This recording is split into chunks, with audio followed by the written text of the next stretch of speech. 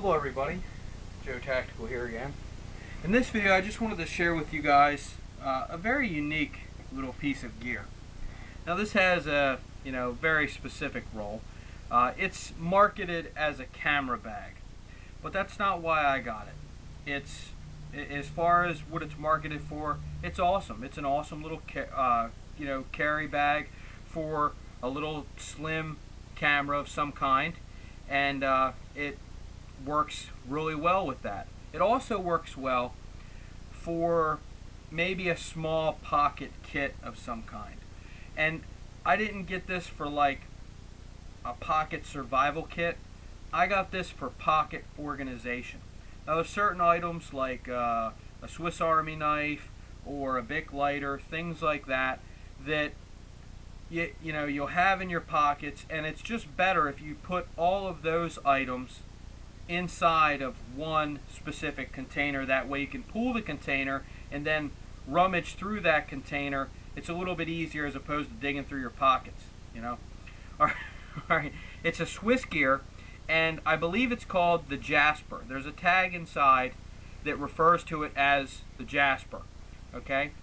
Now, ironically enough, that's actually my girlfriend's cat's name. But so this could be Jasper's backpack, if you will. All right, now let's check out the size and dimensions, and I'll have a couple little props here to give you a better comparison.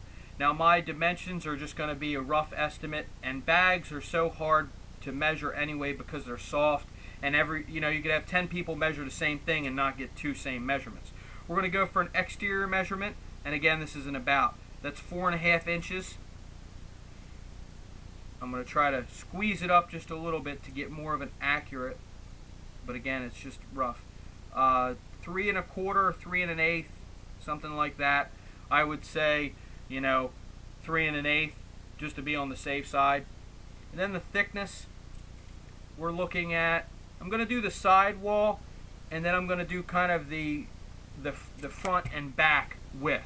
Okay, so I'm going to do the panel for the side, and then I'm going to do the overall, but keep in mind there's padding on the front and the back, so the dimensions on the inside won't exactly be this dimension, if that makes any sense.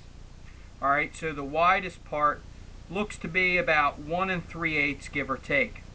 However, it looks to be about 1 inch thick. It's going to be hard for me to measure that inside because I have to pull it in a way to where it's going to deform it a little bit, so I can't get an adequate measurement. But I will try to do my best here.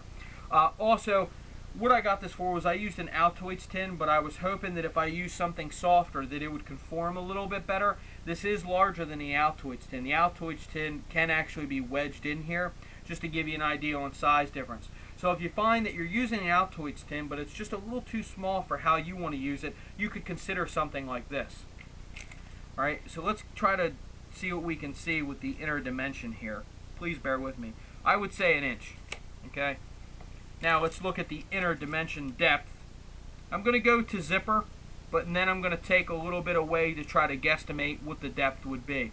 Now if you put something in there, you can pull the zipper up a little bit and have it be a snug fit too. That's what makes stuff like this so hard to measure. Alright, I would say 4.5 inches. So really, if you had something that was 4 inches, you should have plenty of room. Okay, but 4.5 inches, you could probably wedge it in. And the inner width of this is going to be about 2 3/4. It's probably going to be difficult for you to see. So 2 3/4. You can always tell quality by how they do the part that's least seen. Okay, and you see they use a high visibility red, which I really like that a lot, and also they have the finished seams on the inside. Basically, a finished seam, if you're unfamiliar, it is when they take some form of material and go over where they stitched the material before. Okay, also, I don't know if this is YKK zipper or what, but I got to tell you something, it's very good quality.